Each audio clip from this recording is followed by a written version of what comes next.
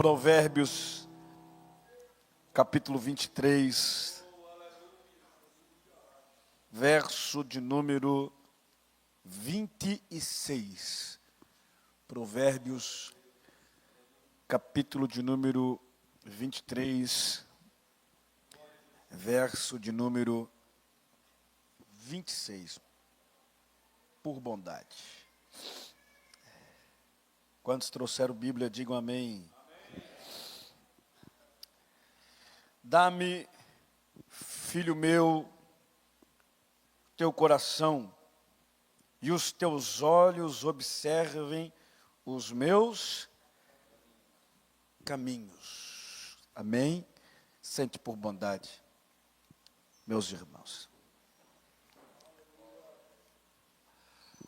Quando nós falamos de coração, as pessoas compreendem ou a atualidade nos mostra que o cérebro é o centro diretor da atividade humana. A Bíblia, porém, refere-se ao coração como este centro diretor da atividade humana. Em Provérbios capítulo 4, verso de número 23, diz: sobretudo o que se deve guardar, guarda o coração, porque dele procede as saídas da vida.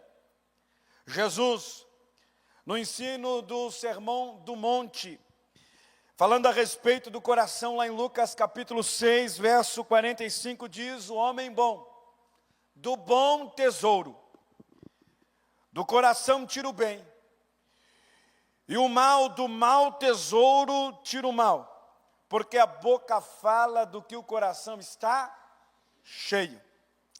Biblicamente, quando nós nos reportamos a falar sobre o coração, ele pode ser compreendido como algo que detém a totalidade do nosso intelecto, emoções e volição.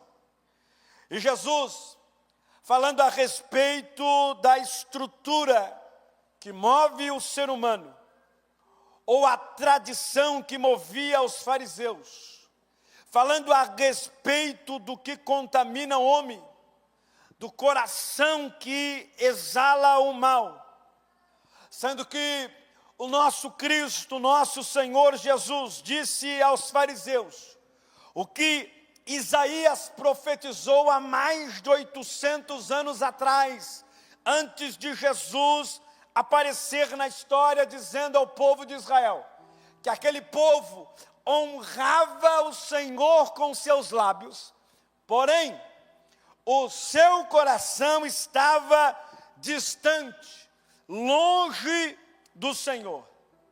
E Jesus, falando sobre o coração e a tradição dos fariseus e das mais seitas que existiam naquele tempo, em Marcos, capítulo 7, verso 20 ao 23, disse: o que sai do homem, isso é, o que contamina, porque de dentro do coração dos homens é que procedem os maus desígnios, a prostituição, os furtos, os homicídios, adultérios, a avareza, as malícias, o dolo, a lascívia, a inveja, a blasfema, a soberba, a loucura. Ora, todos estes males vêm de dentro e contaminam o homem. Porém, para os hebreus, as emoções e as vontades eram atribuídas ao coração, literalmente falando. Eram atribuídas, a verdade, ao interior do homem, homem espiritual, simbolizado pelos hebreus pelo próprio coração. E o coração fala a respeito de saúde espiritual ou da saúde espiritual do homem. E o coração, ele precisa estar muito bem com o Senhor. Ele precisa estar bem com Deus. E essa é uma maneira de nós afirmarmos que devemos ter uma espiritualidade genuína, uma espiritualidade, um relacionamento verdadeiro, e não uma espiritualidade superficial e hipócrita como era dos fariseus, entre outros. Em Mateus capítulo 22, versículo de número 37, Jesus disse: amarás o Senhor teu Deus de todo o teu coração, de toda a tua alma e de todo o teu entendimento, atribuindo ao coração esta validade espiritual. E nós sabemos que o homem se afastou de Deus. E quando que o homem se afastou de Deus? Quando o pecado entrou no mundo, afetando o relacionamento do homem com Deus, afetando o coração do homem. Paulo deixa isso registrado na sua carta aos crentes de Roma, Romanos, capítulo 5, verso 12, dizendo: portanto, assim como por um só homem entrou o pecado no mundo, e pelo pecado a morte, assim também a morte passou a todos os homens, porque todos pecaram.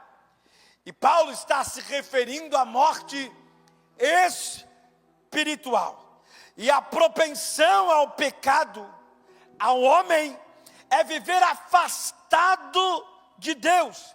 E esse afastar de Deus torna evidente a um coração distante de Deus, longe de Deus.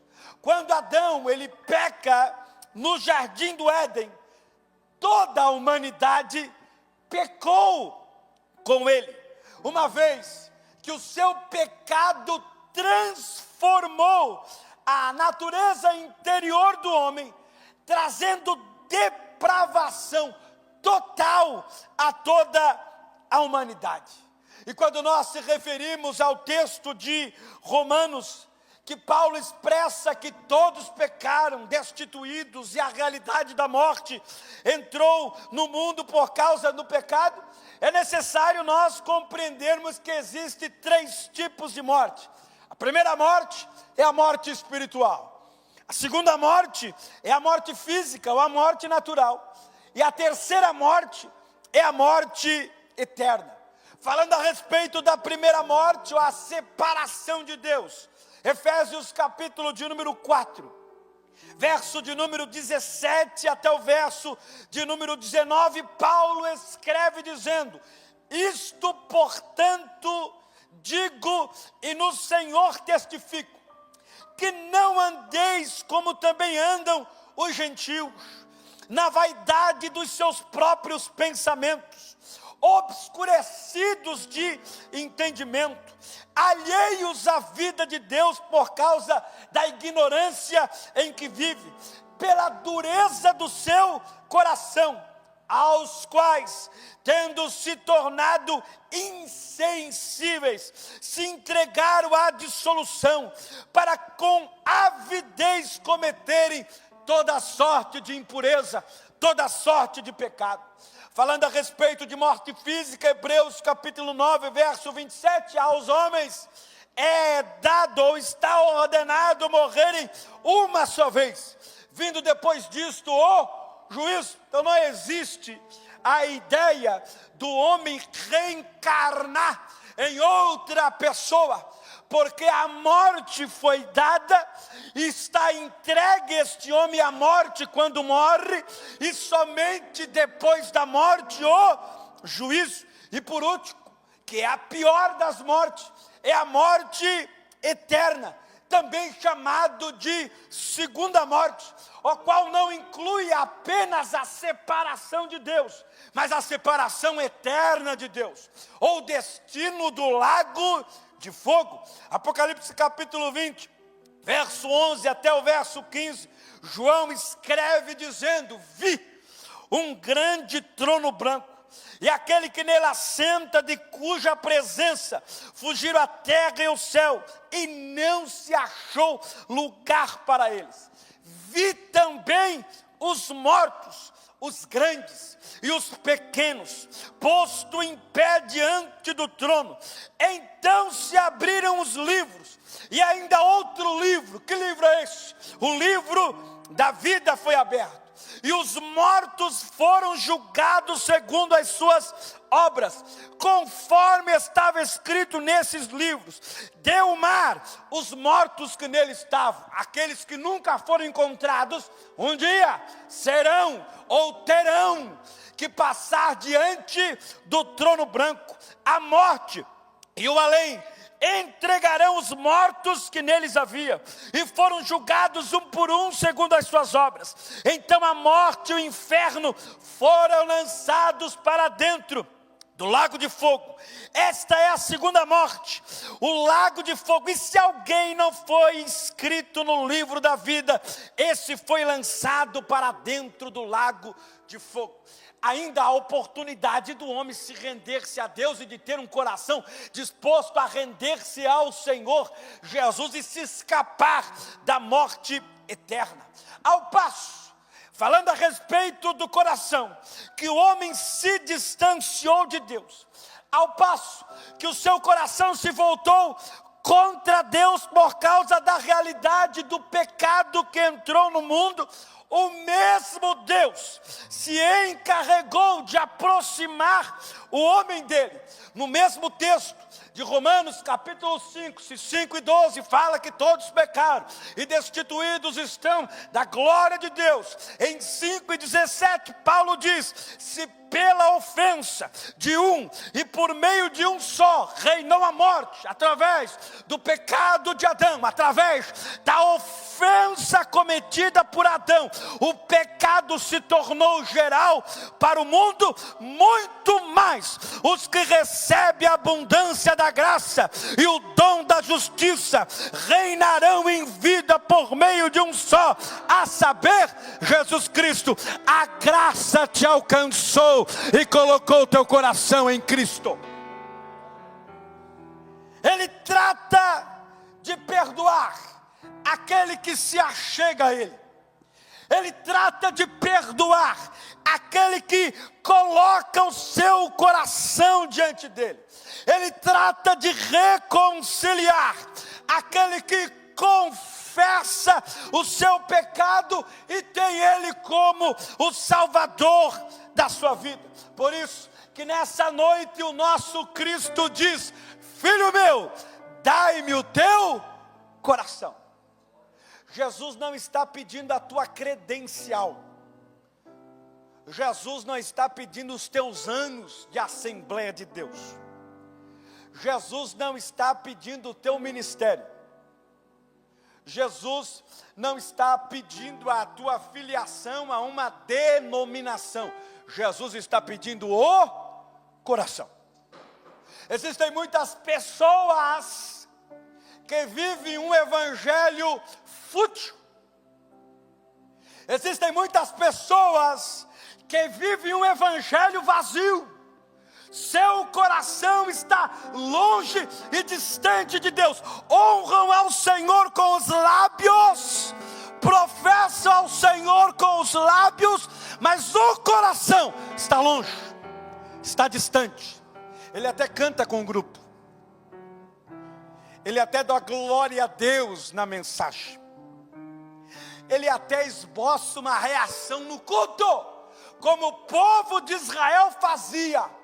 Ele dá glória a Deus, ele dá aleluia, e às vezes fala até em línguas estranhas, mas o seu coração está longe de Deus. É um crente fariseu, vivendo de superficialidade, sendo que Deus quer um coração profundo para Ele. Nós estamos vivendo um evangelho vazio, sem entrega, de pessoas que querem passar apenas alguns momentos num culto e ir para casa, de pessoas que querem receber seus incentivos emocionais para ir para casa um pouco mais radiante, Jesus não convida você para participar do culto, para você sair daqui radiante emocionalmente. Jesus te convida para você entregar o coração dele e deixar que ele encaminhe a sua alma. Jesus não está interessado no que você tem. Jesus está interessado no teu coração, porque dele procede as saídas da vida. Por isso que Salomão escreve, e ele atenta-se à sabedoria, e ele diz: filho meu, a sabedoria dizendo: filho meu, dai-me o teu coração, e deixe que eu encaminhe, deixe que eu cuido, deixe que eu te conduzo. Não adianta você participar de culto, escutar algumas mensagens motivacionais numa segunda-feira, ou ir atrás de profecia, porque eu preciso ouvir alguma profecia, alguém botar na mão na minha cabeça e dizer: estou contigo, ou revelar o meu CPF, e o coração está distante de Deus. Deus não te convida para vir para o culto. Culto é consequência de um coração entregue. Culto é consequência de um coração que se prostrou. Culto é consequência de um coração que entendeu o que é evangelho. Culto não é encontro social. Culto não é lugar de rever amigos. Culto não é lugar de rever o irmão. Estou com saudade dele. Se tu está com saudade dele, vai visitar ele na casa dele. Porque culto é lugar de coração que já se entregou. Por isso a sabedoria diz, quando Salomão está escrevendo, e a sabedoria é o próprio Deus: filho meu, dai-me o teu coração.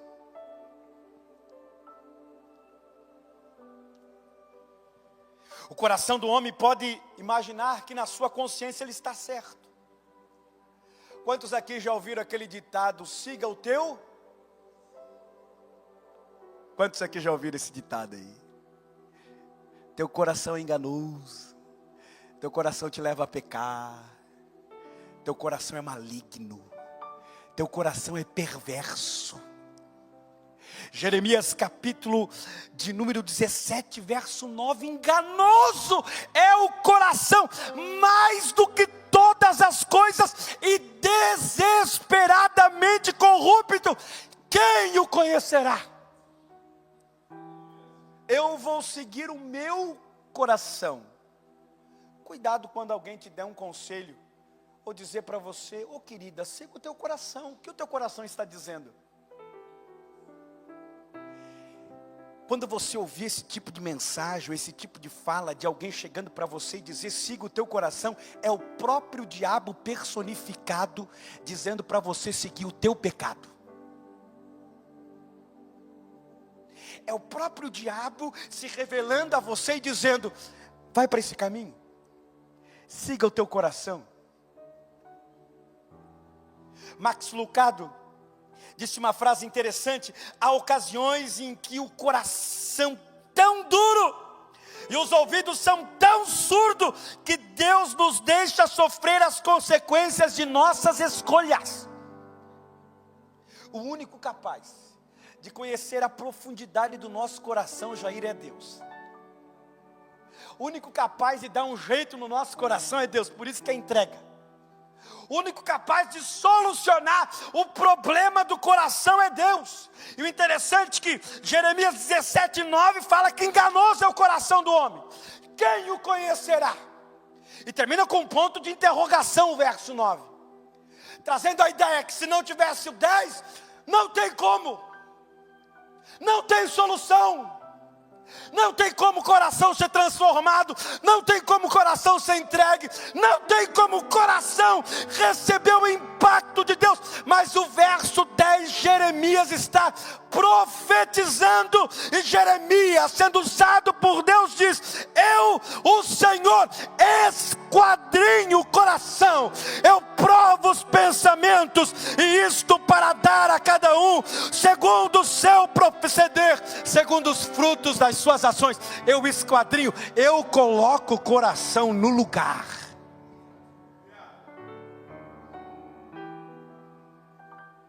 Eu sou capaz de mudar o coração, de acender a luz diante de um coração que está escuro para a verdade,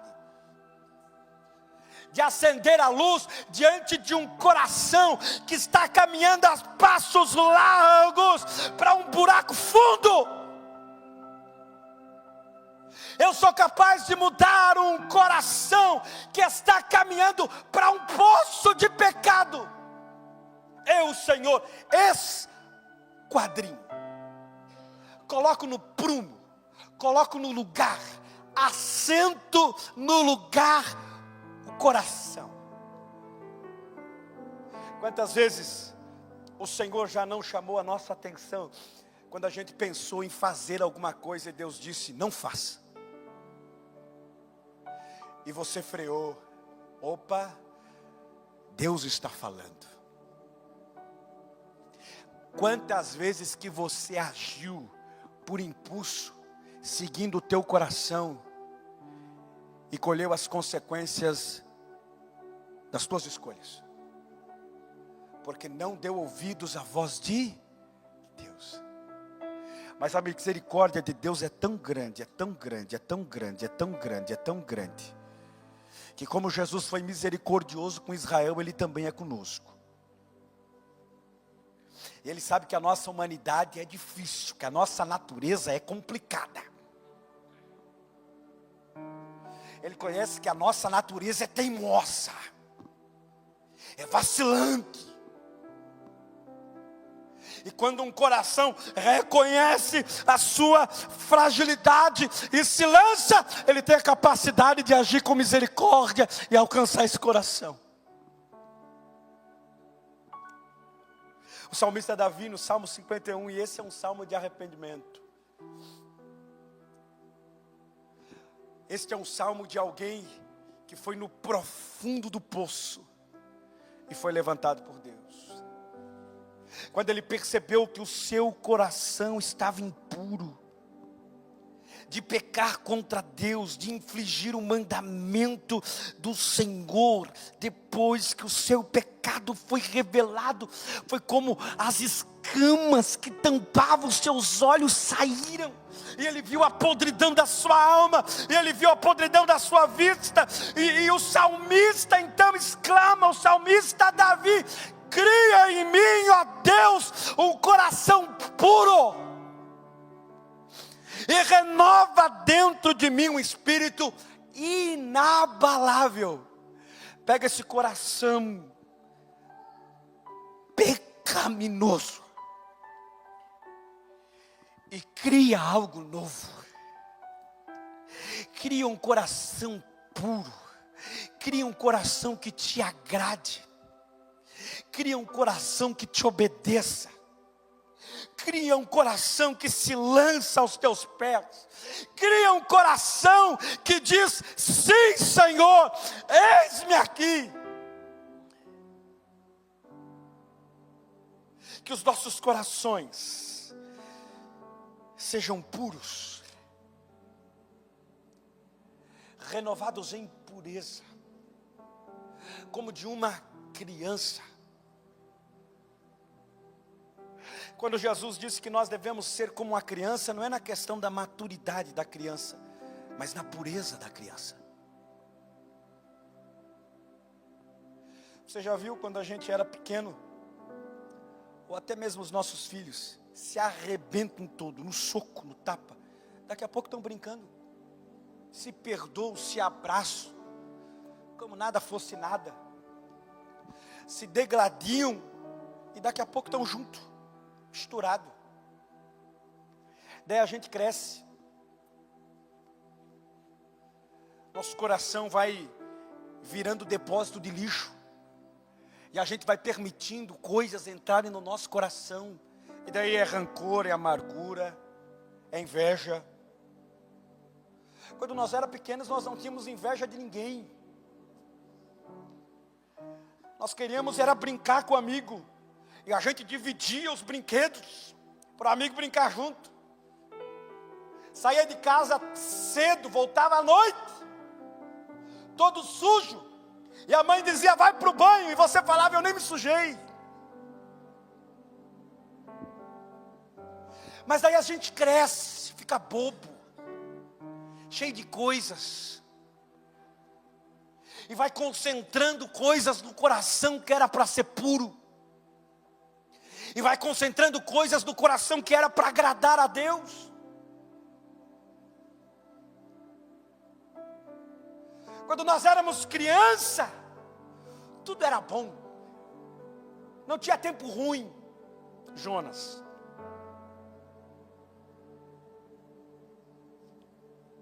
Não tinha nada que nos parasse. Se arrebentava todo, era corte, era sangue para tudo quanto é lado. Levava ponto. Daqui a pouco voltava para casa, no outro dia estava lá na rua brincando de novo. Aí não tinha perigo de pegar bactéria, era mão suja na boca, cheio de graxa. Comia tijolo, argila. Era bolinha de gude, era taco. Coração puro. Não tinha mazelas no coração, não tinha mal no coração. Para perdoar era muito fácil. Para procurar um amigo era muito fácil. Quantas vezes eu, meu irmão e o Adiel, filho do pastor Assi, nós éramos muito amigos e de repente o pau fechava. Soco, briga, ali era mais forte. Eu era magrinho, mas era enfesado, eu dava um soco e corria para não apanhar. E daí a minha mãe e a irmã dele dizia, vocês não vão brincar mais juntos, a gente vai separar vocês. No outro dia estava tudo reunido de novo. Era jogando videogame, Mega Drive, Nintendo. Quem é da época do Nintendo e do Mega Drive? Saque do goleiro, né? No Nintendo. Não tinha maldade.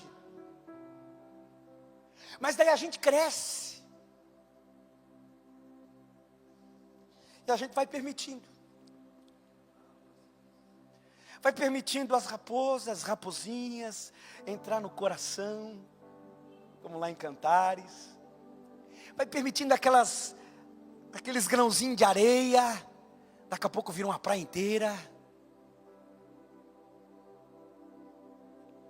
Daqui a pouco o coração está amargurado, rancoroso, maligno, perverso.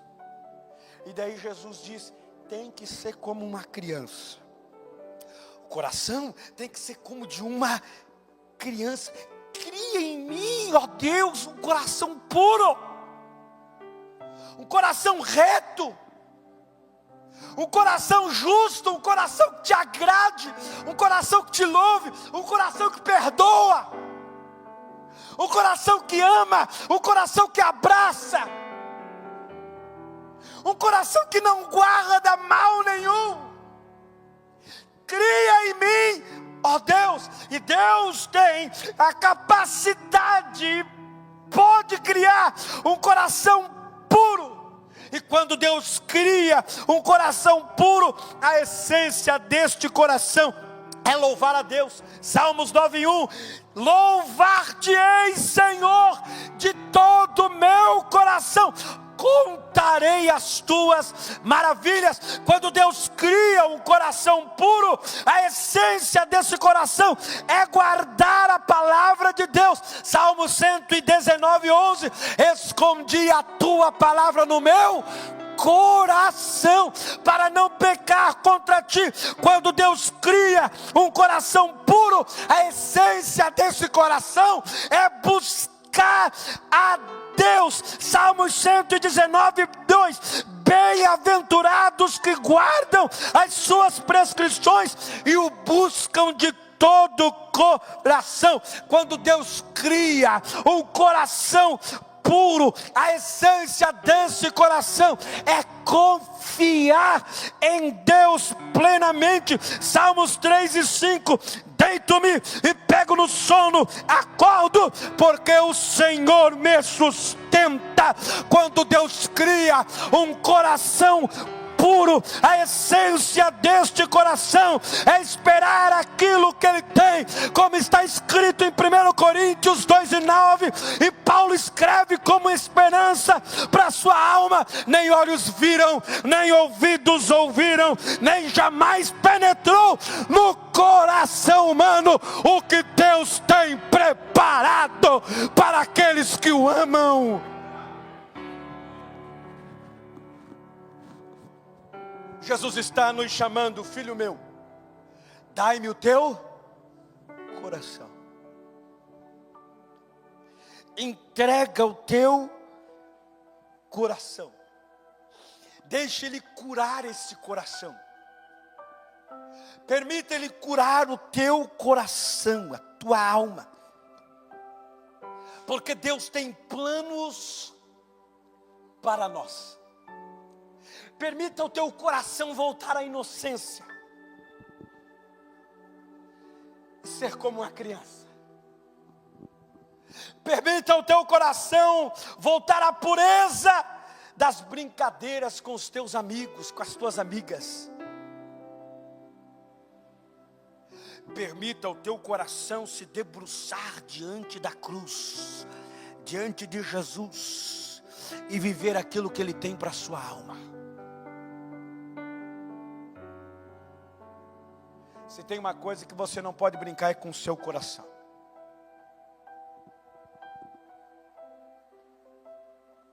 Se tem uma coisa que você não pode arriscar, é perder o seu coração. Se você perder o seu coração, você perde a sua vida e o seu relacionamento com Deus. Ah, mas fizeram isso para mim, não importa. Não perca o teu coração. Mas eu fui humilhado, torturado, angustiado. Não perca o teu coração. Mas eu fui violentada, eu passei por isso, passei por aquilo, passei por aquilo. Não perca o teu coração. Mas eu perdi o meu emprego por causa daquele fulano. Não perca o teu coração. Independente do que aconteceu, do que você passou, não perca o teu coração. Não perca a tua alma. Não perca a tua mente. E entregue a Deus teu coração. Não permita que na tua chamada você perca o teu coração pelas humilhações do ministério, pelas humilhações da chamada. Não perca o teu coração. Não perca o teu coração porque você não recebeu oportunidade. Não perca o teu coração. O coração vale muito mais do que receber oportunidades. Não perca o teu coração. Não perca o teu coração se falarem mal de você. Não perca o teu coração, continua sereno. Continua com o teu coração em Deus, não perca ele. Não perca o teu coração se tem alguns Alexandre Latueiro te fazendo algum mal, como fizeram a Paulo. No final da sua vida, lá em 2 Timóteo, capítulo 4, ele diz: Alexandre, o latueiro, tem me feito muitos males. Mas ele vai dizer no verso 17, se eu não estou enganado: mas o Senhor está vendo, o Senhor está me assistindo. Eu não vou perder o meu coração por causa de Alexandres latueiros. Fique de pé por bondade. Eu sinto a presença de Deus aqui nessa noite. Não perca o teu coração, mas guarde o teu coração em Deus, porque dele procede as saídas da vida. Não reserve o teu coração, entregue. Não guarde o teu coração para você, guarde o teu coração para Deus e em Deus.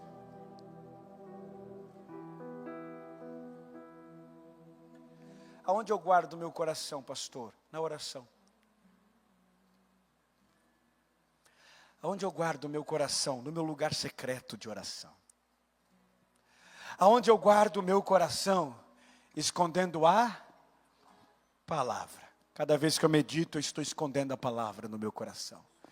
Cada vez que eu leio, cada vez que o meu coração se defronta com a verdade, eu armazeno no meu coração a palavra de Deus. E não permito as mazelas entrar no meu coração. Guarda o teu coração em Deus. Guarda o teu coração em oração. Guarda o teu coração na palavra de Deus. Não siga o teu coração, siga a voz de Deus para o teu coração. Não siga a voz do teu próprio coração, mas siga as orientações de Deus para o teu coração. Deixa eu orar por você nessa noite. Quantos precisam receber oração? Quantos precisam? Deixa eu orar pelo seu coração. Deixa eu orar pela sua vida. Entrega o teu coração a Deus. Se disperse desse passado. Entrega o teu coração a Deus. Se desprenda desse passado que aprisiona o teu coração. Entrega o teu coração para Deus. Deus sabe, Deus te conhece. Que ainda há algumas coisas presas ao teu coração de realidades passadas. De coisas da família. Mas o nosso Deus está dizendo a todos nós nesta noite: entrega o teu coração para mim. E se desprenda. E torne livre o teu coração para mim. Filho meu, dai-me o teu coração. Pai, nós oramos. Oh, aleluia. Ora magachuria. Tu és maravilhoso e a tua palavra é viva, é eficaz, é penetrante, é cortante, ela vai até a divisão de ossos e medulas, alma e espírito, e ela discerne os pensamentos do nosso coração. Que os corações sejam entregues a ti, Pai. Que nós não venhamos na mentalidade de seguir o nosso próprio coração, mas que o nosso coração seja esquadrinhado por ti, envolto na tua palavra, seguindo a voz que o Senhor tem e a direção que o Senhor tem para o nosso coração. Que nós possamos observar os teus caminhos, que nós possamos observar a tua palavra e guardar a tua palavra no nosso coração, para que nós não tenhamos um coração pecaminoso, cheio de mazelas, de entulhos de lixo, mas que o nosso coração seja um coração puro, como de uma criança, sincero, reto, justo, honesto, verdadeiro diante de ti, que se entrega a ti, o coração que conhece os seus limites, as suas fragilidades, um coração que reconhece que somente tu és Senhor e Salvador da nossa alma, um coração que reconhece que nós somos pó e cinza, e que não temos força em nós mesmos, e que dependemos totalmente da tua graça, do teu amor, da tua misericórdia. Deus, toma o nosso coração e dai-me um coração igual ao teu. Um coração sensível, um coração sincero, um coração que entende o Evangelho, um coração que se debruça no Evangelho, um coração igual ao teu, Pai, em nome de Jesus.